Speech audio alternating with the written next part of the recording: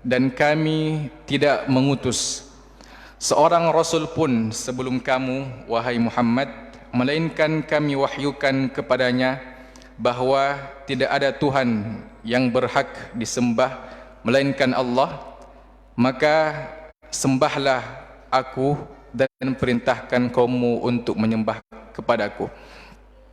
Ini adalah ayat yang berkaitan tentang tauhid, yang berkaitan tentang peribadatan kepada Allah Subhanahu wa taala. Dan Allah Subhanahu wa taala juga menegaskan kepada nabinya bahawa tidaklah Allah Subhanahu wa taala mengutus seorang rasul pun kecuali mereka menyeru kepada kaumnya agar menyembah Allah. Allah Subhanahu wa taala menyebutkan di surah yang lain, di surah An-Nahl, walaqad ba'athna fi kulli ummatin rasulan an ya'budullaha wajtanibut taghut, dan telah kami utus di setiap umat seorang rasul. Tugasnya adalah agar mereka menyampaikan kepada umatnya, sembahlah Allah dan jauhlah taghut. Maka ini adalah hal yang dasar yang seharusnya kita sampaikan kepada orang-orang terdekat kita. Mungkin kita atau kebanyakan kita hidup di tengah komunitas yang muslim, namun ada saja di antara sebagian kita yang bertetangga, yang hidup di tengah-tengah orang di luar Islam. Maka seharusnya ajakan yang paling pertama yang kita sampaikan kepada mereka adalah untuk menyembah kepada Allah Subhanahu wa taala, karena tauhid adalah kunci bagi kita untuk memasuki surga Allah Subhanahu wa taala. Kita tidak akan bisa memasuki surga Allah Subhanahu wa taala kecuali dengan tauhid yang benar, kecuali kita menyembah kepada Allah Subhanahu wa taala dengan sebenar-benarnya penghambaan. Dan ini juga harusnya ditujukan kepada kita. Pertanyaan untuk kita, apakah kita telah menyembah Allah Subhanahu wa taala dengan sebenar-benarnya penghambaan? Apakah ibadah kita itu sesuai dengan apa yang Allah Subhanahu wa taala inginkan? Apakah kita beribadah kepada Allah itu tulus karenanya, atau karena kita beribadah mungkin ikut-ikutan, mungkin karena kita dipaksa, atau mungkin agar manusia melihat kita? Maka ayat ini juga harusnya ditujukan bukan hanya kepada orang-orang di luar Islam, tapi juga kepada kita, bahawa sesungguhnya ibadah itu adalah sangat penting, dan kita harus menjalankan ibadah itu betul-betul murni karena Allah Subhanahu wa taala. Kita harus mendirikan ibadah sesuai dengan tuntunan Rasulullah sallallahu alaihi wasallam. Kita mengerjakan ibadah karena kita merasa butuh dengan ibadah tersebut. Jangan sampai kita merasa berat ketika mengerjakan ibadah. Jadikanlah ibadah itu sebagai kebutuhan kita. Jangan jadikan ibadah menjadi beban kepada kita. Kapan kita menjadikan ibadah adalah suatu kebutuhan, maka kita akan beribadah tanpa dipaksa. Kita akan pergi menuju masjid tanpa, atau bahkan sebelum adzan dikumandangkan. Kita mengerjakan puasa itu betul-betul karena Allah Subhanahu wa taala. Ibnul Jauzi pernah melihat seorang nenek yang sangat tua itu pergi menuju masjid sebelum adzan dikumandangkan. Beliau bertanya, "Wahai nenek, sesungguhnya waktu salat itu belum masuk." Beliau menjawab, "Saya pergi menuju kepada Allah sebelum Allah Subhanahu wa taala itu memanggil saya." Maka seharusnya ibadah yang mana tujuan kita diciptakan karenanya itu kita jadikan sebagai hal yang paling mendasar bagi kita, hal yang paling kita perhatikan di kehidupan kita. Jadikanlah apa yang kita kerjakan dari dunia hanya selingan dari ibadah-ibadah yang kita diperintahkan kepadanya. Dan di buku ini disebutkan bahwa penulis mengatakan ittabi' manhaj al-anbiya alaihimussalam bibad'i da'watika bita'rifin nas. Jadi jadikanlah pedoman kita para nabi alaihissalam, dan ketika kita mengajak orang lain untuk menghambakan Allah Subhanahu wa taala, maka tanamkanlah dalam diri kita bahwa apa yang kita kerja ini adalah apa yang juga pernah dikerja oleh para nabi dan para rasul.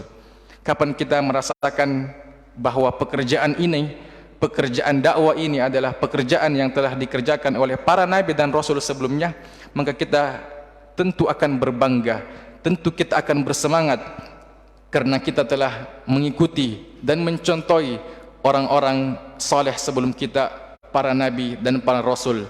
Dan kapan kita mengikuti mereka, maka kita tentu akan dikumpulkan bersama mereka di dalam surganya. Allah Subhanahu wa taala mengatakan, siapa yang mentaati Allah dan Rasulnya, maka Allah Subhanahu wa taala akan memberikan kenikmatan kepada mereka untuk berkumpul dengan para nabi, para orang-orang yang siddiqin, orang-orang yang jujur, para syuhada dan orang-orang yang soleh. Ketika Allah Subhanahu wa taala mengumpulkan kita kepada mereka, maka tentu tidak ada lagi kesedihan yang kita rasakan, tentu tidak ada lagi kerugian dan hal-hal yang kurang yang kita rasakan dari kehidupan dunia ini. Kemudian Allah Subhanahu wa taala mengatakan di ayat setelahnya, di ayat 26, wa qalu ittakhadha ar-rahmanu walada. Dan orang-orang musyrik mengatakan bahwa Allah Subhanahu wa taala itu mempunyai anak. Subhanah, maha suci Allah. Bal ibadun mukramun. Bahkan mereka adalah hamba-hamba yang dimuliakan. Di antara kepercayaan orang-orang musyrik adalah mereka menganggap bahwa para malaikat itu adalah anak-anak perempuan dari Allah Subhanahu wa taala. Makanya Allah mengutip perkataan mereka, wa qalu ittakhadha ar-rahmanu walada. Yang dimaksud sebagai walad, anak di sini adalah para malaikat.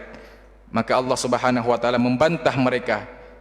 Sesungguhnya malaikat bukan anak Allah. Bahkan malaikat adalah sesuatu yang hina kecuali penghambaan kepada Allah Subhanahu wa taala. Ketika kita menghambakan diri kita kepada sesama makhluk, maka kita akan merasakan kehinaan. Tentu makhluk akan menghinakan kita. Ketika kita menghambakan diri kita itu terhadap dunia, kita menjadikan dunia sebagai tolak ukur kita, kita menjadikan dunia sebagai tujuan utama kita, maka pada saat itu kita akan menjadi makhluk yang paling hina. Tapi kapan kita menghambakan Allah Subhanahu wa taala dengan sebenar-benarnya penghambaan, maka pada saat itu juga kita akan menjadi makhluk yang paling mulia. Allah Subhanahu wa taala mengatakan terhadap malaikatnya, bal ibadun mukramun. Bahkan para malaikat itu adalah hamba-hamba Allah yang mulia. Karena tingkat makhluk yang paling tinggi adalah ketika dia betul-betul menghambakan diri kepada Allah Subhanahu wa taala. Dengan sangat mulia ketika Allah Subhanahu wa taala memanggil kita dengan sebutan hamba. Rasulullah sallallahu alaihi wasallam di dalam Al-Qur'an hanya 4 kali disebutkan namanya oleh Allah. Namun dari keempat nama tersebut, Rasulullah atau ayat itu tidak berkaitan tentang panggilan Allah kepadanya. Namun kebanyakan Allah Subhanahu wa taala memanggil nabinya dengan panggilan wahai hambaku. Jadi dari ayat ini atau dari kalimat hamba ini kita bisa mengambil pelajaran bahwa ketika Allah Subhanahu wa taala memanggil kita dengan sebutan hamba, maka pada saat itu juga Allah Subhanahu wa taala ingin memuliakan kita. Ketika di sepertiga malam Allah Subhanahu wa taala turun di langit dunia dan mengatakan, wahai hambaku, siapa di antara kalian yang ingin meminta maka aku akan mengabulkan permintaannya. Wahai hambaku, siapa di antara kalian yang ingin meminta ampun, maka saya akan mengampunkan dosanya. Maka Allah Subhanahu wa taala di sepertiga malam memanggil kita dengan sebutan wahai hambaku. Di dalam Al-Quran juga Allah Subhanahu wa taala mengatakan, wa idza sa'alaka ibadi anni fa inni qarib. Ketika hambaku bertanya terhadapku, bahwa sesungguhnya katakanlah saya ini adalah zat yang maha dekat. Jadi Allah Subhanahu wa taala menggunakan kata hamba ini menunjukkan bahwa sekali lagi penghambaan kita kepada Allah Subhanahu wa taala adalah tujuan agar kita bisa dimuliakan oleh Allah Subhanahu wa taala, Tuhan segala makhluk yang ada. Kemudian Allah Subhanahu wa taala menyebutkan bagaimana ciri atau tugas para malaikat. Allah Subhanahu wa taala membantah bahwa malaikat itu bukan anak dari Allah Subhanahu wa taala, akan tetapi malaikat adalah hamba. Dan di antara kerjaan malaikat atau di antara sifat malaikat adalah la yasbiqunahu bil qawli wa hum bi amrihi ya'malun. Para malaikat itu tidak pernah mendahului Allah Subhanahu wa taala dengan perkataan, dan para malaikat itu sangat taat dengan perintah-perintah Allah Subhanahu wa taala. Jadi para malaikat bahkan untuk berkata pun mereka tidak berani kecuali diizinkan oleh Allah Subhanahu wa taala. Dan ini bentuk penghambaan yang tertinggi kepada Allah Subhanahu wa taala ketika dia tidak mengerjakan sesuatu kecuali apa yang Allah Subhanahu wa taala perintahkan, dan dia tidak mengerjakan sesuatu apa yang Allah Subhanahu wa taala larang. Dan di ayat ini juga kita bisa mengambil pelajaran dari penggalan wahum bi amrihi ya'malun. Dalam buku ini disebutkan bahwa Allah Subhanahu wa taala mengatakan wahum bi amrihi ya'malun, dan Allah tidak mengatakan wahum ya'maluna bi amrihi. Maknanya atau faedah dari Allah Subhanahu wa taala menyebutkan kata ini bahwasanya malaikat itu tidak mengerjakan pekerjaan kecuali yang Allah perintahkan. Bahkan kalau malaikat diperintahkan oleh sesama makhluk, dia tidak mengerjakan pekerjaan tersebut. Jadi malaikat mengerjakan pekerjaan hanya ketika dia diperintahkan oleh Allah. Annal malaika ya'maluna bi amrihi faqat la bi amri ghairihi. Jadi malaikat hanya mengerjakan apa yang Allah Subhanahu wa taala perintahkan. Tidak sama dengan kita. Kita kadang mengerjakan pekerjaan ketika kita disuruh sesama makhluk, kita disuruh, diminta untuk mengerjakan sesuatu, kita mengerjakan. Bahkan terkadang kita terjatuh dalam hal-hal yang Allah larang, padahal yang perintahkan kita itu adalah sesama makhluk kita, sesama kita sebagai manusia. Namun para malaikat itu bahkan sesama mereka tidak berani mengerjakan sesuatu ketika mereka diperintahkan sesamanya, ketika mereka diminta untuk mengerjakan sesuatu. Namun para malaikat itu hanya bekerja, hanya beribadah, hanya melakukan sesuatu nanti ketika Allah Subhanahu wa taala memerintahkan. Maka ini menunjukkan tingkat peribadatan tertinggi para malaikat. Kemudian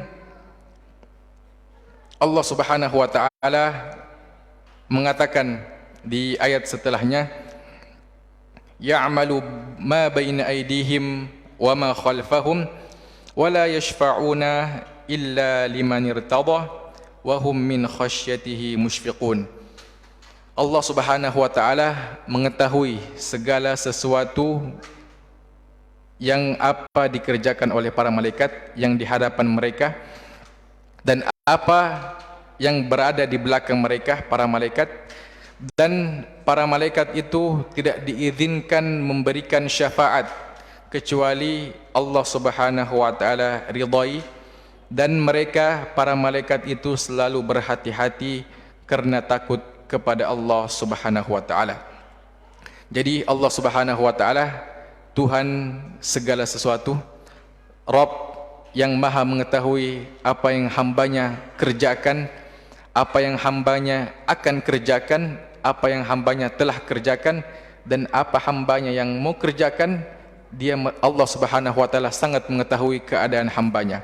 Makanya Allah Subhanahu wa taala mengatakan, Allah Subhanahu wa taala sangat mengetahui apa-apa yang akan dikerjakan oleh para malaikatnya.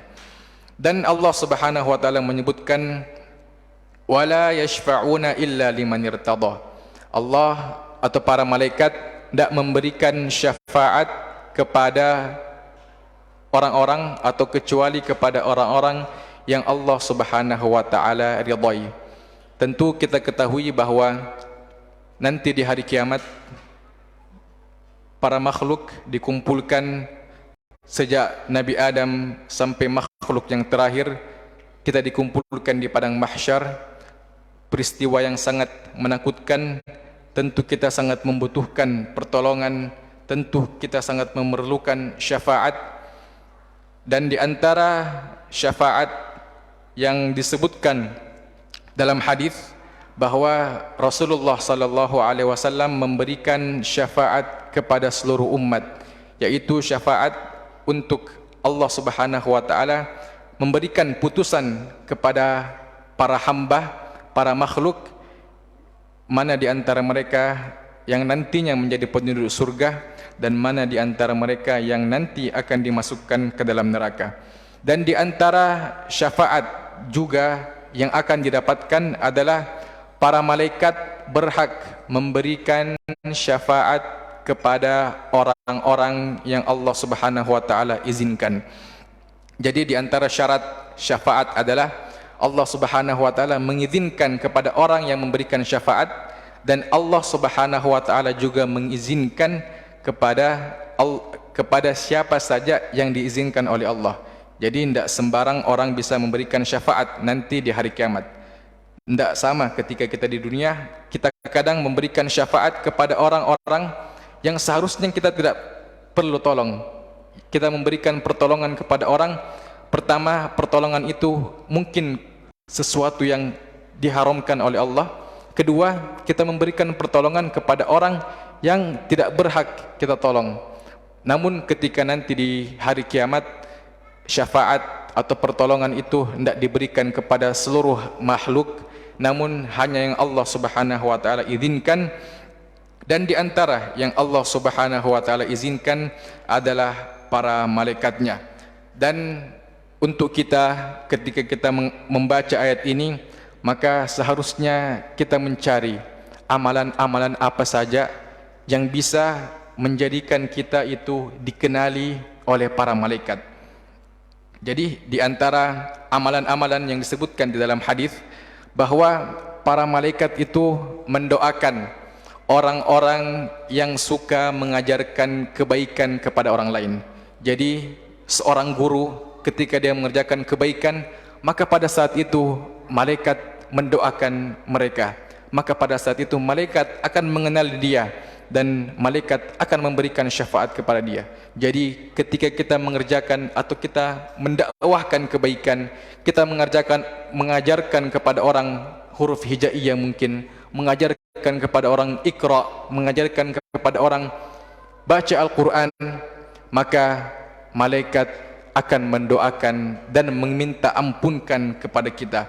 Kemudian di antara amalan yang bisa menjadikan kita itu didoakan oleh para malaikat adalah ketika kita menunggu di masjid untuk menunggu salat selanjutnya. Jadi ketika contohnya kita salat maghrib, kemudian kita duduk-duduk menunggu datang masuknya waktu isya, maka pada saat itu jarak antara maghrib dan isya, sepanjang waktu itu para malaikat terus mendoakan kita, para malaikat terus meminta ampunkan kita kepada Allah. Maka ini diantara amalan yang sangat mulia, amalan yang tinggi ketika kita menunggu masuknya waktu salat berikutnya. Dan diantara amalan yang menjadikan kita didoakan oleh para malaikat adalah ketika kita mengerjakan salat di shaf yang pertama. Maka disebutkan dalam hadis innallaha wa malaikatahu yusalluna 'alas sufufil awwal. Jadi Allah Subhanahu wa taala dan para malaikatnya yusallun, mendoakan kepada orang-orang yang salat di saf awal. Jadi ini di antara keutamaan orang yang berada di saf awal, orang yang bersegera dan bercepat-cepat datang ke masjid agar bisa mendapatkan keutamaan saf awal. Jadi jangan kita merasa istilahnya zuhud ya dalam kebaikan dan tidak ada zuhud dalam kebaikan, maka seharusnya kita bercepat-cepat untuk datang ke masjid agar kita bisa mendapatkan keutamaan salat di saf awal, agar para malaikat mendoakan kita. Dan di antara amalan yang bisa menjadikan kita didoakan oleh para malaikat adalah ketika kita mengerjakan atau makan sahur. Rasulullah menyebutkan, innallaha ta'ala wa malaikatahu yusalluna 'alal mutasahhirin. Jadi harusnya kita rasakan itu ketika makan sahur. Jadi kita makan sahur, mungkin menikmati hidangan makan, namun pada saat itu malaikat juga mendoakan kita. Jadi harusnya kita tanamkan dalam diri kita bahwa apa yang kita kerjakan dari ibadah sahur itu bukan sesuatu yang formalitas, yang sekedarnya, tapi kita pada saat itu juga itu menjadi mulia, karena pada saat itu Allah bahkan dan malaikatnya mendoakan kepada orang-orang yang makan sahur. Kemudian di dalam ayat ini juga kita bisa mengambil pelajaran bahwa para malaikat yang kerjaannya siang dan malam itu selalu bertasbih kepada Allah, itu selalu menaati perintah Allah. Bahkan para malaikat tidak pernah mendurhakai Allah Subhanahu wa taala. Namun dari itu semuanya, kebaikan-kebaikan yang dikerjakan oleh para malaikat, mereka juga disebutkan oleh Allah bahwa malaikat adalah orang yang paling takut kepada Allah Subhanahu wa taala. Maka bagaimanalah kita ini? Kita mungkin kadang sangat atau masih malas mengerjakan kebaikan, terkadang jatuh kepada hal-hal yang Allah Subhanahu wa taala larang. Maka sepantasnya kita adalah orang yang lebih takut kepada Allah Subhanahu wa taala. Karena malaikat saja yang kerjaannya siang dan malam beribadah kepada Allah Subhanahu wa taala masih memiliki rasa takut yang sangat tinggi, maka sepantasnya kita adalah orang-orang yang memiliki banyak kekurangan itu lebih takut kepada Allah Subhanahu wa taala. Karena azab yang Allah Subhanahu wa taala akan berikan kepada orang-orang yang mendurhakainya adalah sangat-sangat pedih. Kemudian dari ayat ini juga kita bisa mengambil pelajaran bahwa di antara doa yang mesti kita sering meminta kepada Allah Subhanahu wa taala agar Allah Subhanahu wa taala memberikan kepada kita kekhusyuan, rasa khusyuk kepada Allah Subhanahu wa taala. Karena kapan kita merasakan rasa khusyuk dalam ibadah kita, maka kita akan sangat mudah mengerjakan ibadah, maka kita akan sangat mudah mengerjakan kebaikan-kebaikan yang Allah Subhanahu wa taala perintahkan. Karena Allah Subhanahu wa taala menyifatkan malaikatnya sebagai hamba yang sangat khusyuk kepada Allah Subhanahu wa taala. Kenapa malaikat itu sangat mudah mengerjakan kebaikan dan sangat mudah menjauhi larangan? Karena malaikat memiliki sifat khusyuk kepada Allah Subhanahu wa taala. Maka seharusnya kita di hari-hari ini meminta kepada Allah, selain dimudahkan mengerjakan kebaikan-kebaikan, agar Allah juga memberikan kepada kita rasa khusyuk ketika kita mengerjakan kebaikan, agar kebaikan yang kita kerjakan itu terasa ketika kita membaca Al-Quran, dan pada saat itu kita merasa khusyuk kepada Allah Subhanahu wa taala, maka kita akan sangat mudah mendapatkan faedah-faedah, mendapatkan keutamaan-keutamaan yang kita dapatkan ketika kita membaca Al-Quran. Kemudian Allah Subhanahu wa taala mengatakan di ayat setelahnya, di ayat ke-29, "Wa may yaqul minhum inni ilahum min dunihi fadzalika najzihi jahannam kadzalika najzi adh-dhalimin. Allah mengatakan barang siapa di antara mereka, ya ini orang musyrik dan siapa saja yang mengatakan sesungguhnya ada Tuhan selain Allah, maka kami akan memberikan mereka balasan berupa jahannam, neraka jahannam.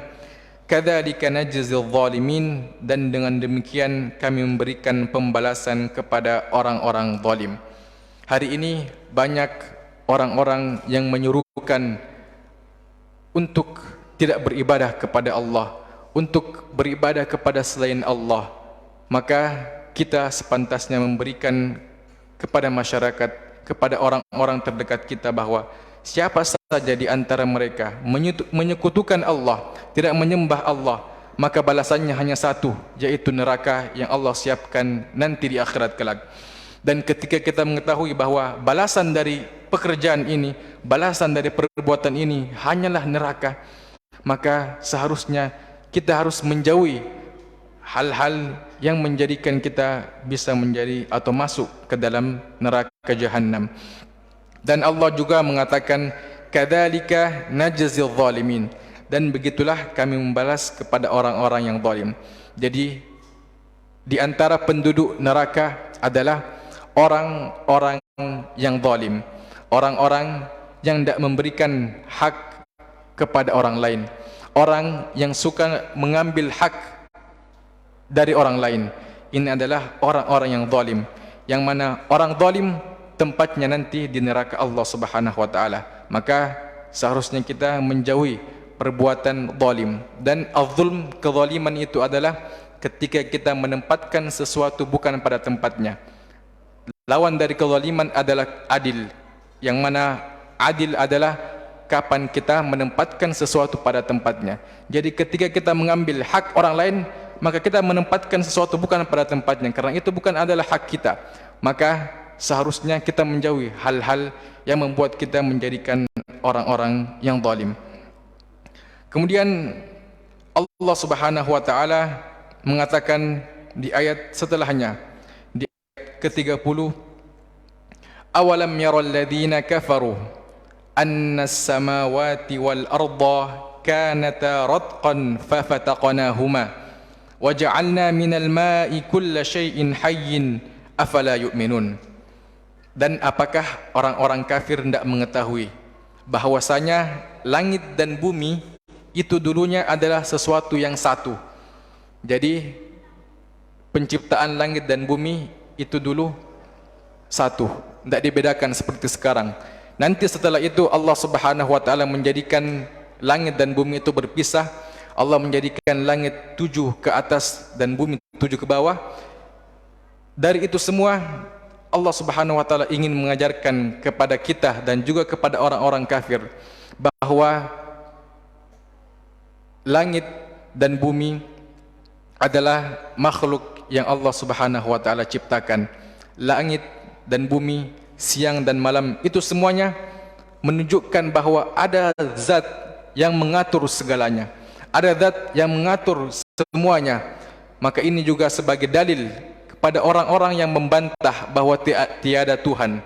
Karena Allah Subhanahu wa taala begitu banyak di dalam ayat-ayatnya, ayat-ayat Al-Qur'an menjelaskan bagaimana Allah Subhanahu wa taala menjadikan langit dan bumi, menjadikan siang dan malam, pergantian hari, pergantian malam, pergantian tahun. Itu semua menjadi tanda bahwa di dunia ini ada satu pencipta yang mengatur segalanya. Maka dari ayat ini juga kita bisa mengambil pelajaran bahwa penciptaan langit dan bumi itu dimulai atau didasari dengan proses.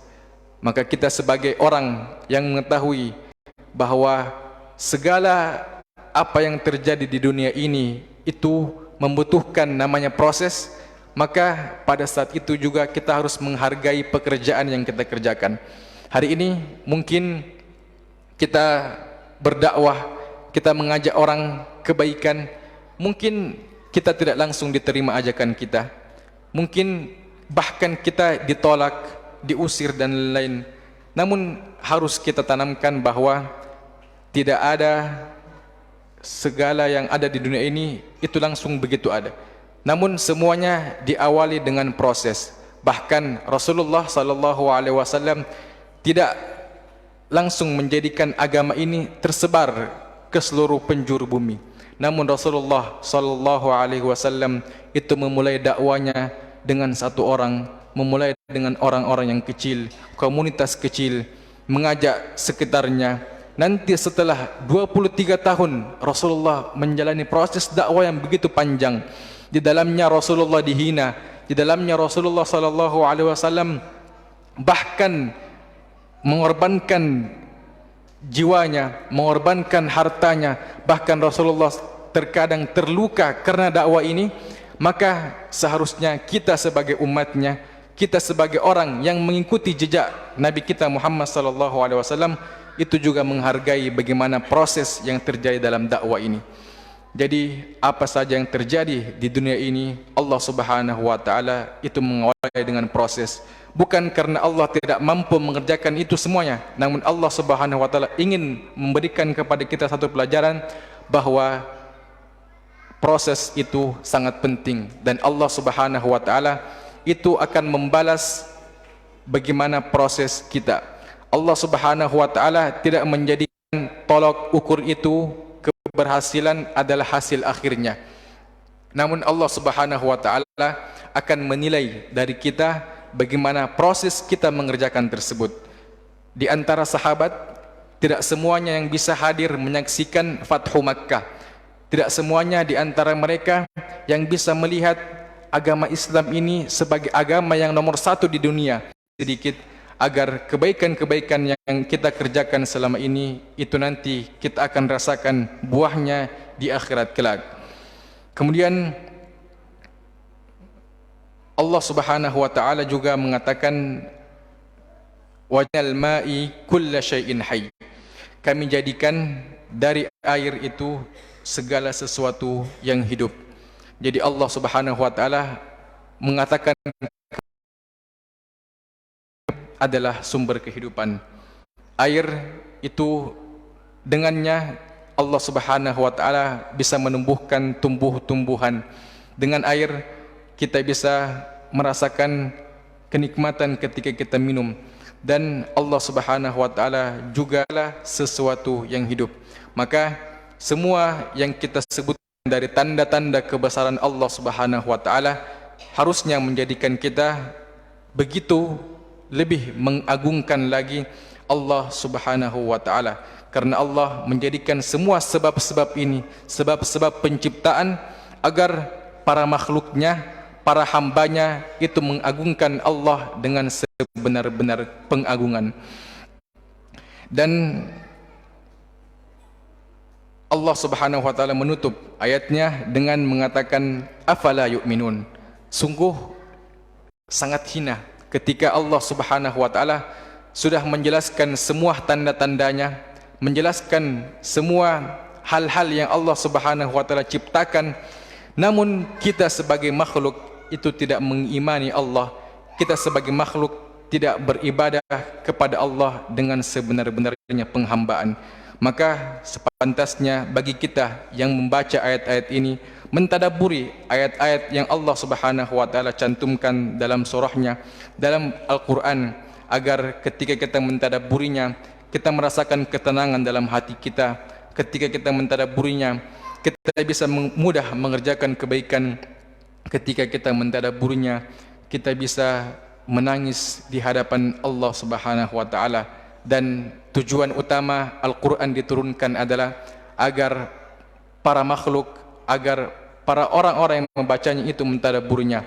Allah mengatakan kitabun anzalnahu ilaika mubarakun liyadabbaru ayati. Kitab Al-Quran anzalnahu ilaik, kami turunkan kepadamu wahai Muhammad, mubarakun. Al-Quran ini adalah sesuatu yang berkah. Tujuannya apa? Liyadabbaru ayati, agar mereka mau mentadabburi ayat-ayat Allah Subhanahu wa taala. Maka di antara pekerjaan kita selain tadarus Al-Quran di bulan ini, maka seharusnya kita memiliki waktu khusus juga untuk mentadabburi, memahami makna-makna dari apa yang Allah Subhanahu wa taala sebutkan di dalam Al-Qur'annya. Mungkin ini yang bisa kami sampaikan di kesempatan kali ini. Mohon maaf jika banyak hal-hal yang kurang. Semoga Allah Subhanahu wa taala menjadikan kita orang-orang yang bisa mengerjakan apa-apa yang Allah Subhanahu wa taala perintahkan, dan Allah Subhanahu wa taala menjadikan kita menjauhi larangan-larangan yang beliau larang. Hada wa sallallahu ala nabiyina Muhammad wa ala alihi wa sahbihi wa sallam, wa akhiru da'wana alhamdulillahi rabbil alamin. Wassalamualaikum warahmatullahi wabarakatuh.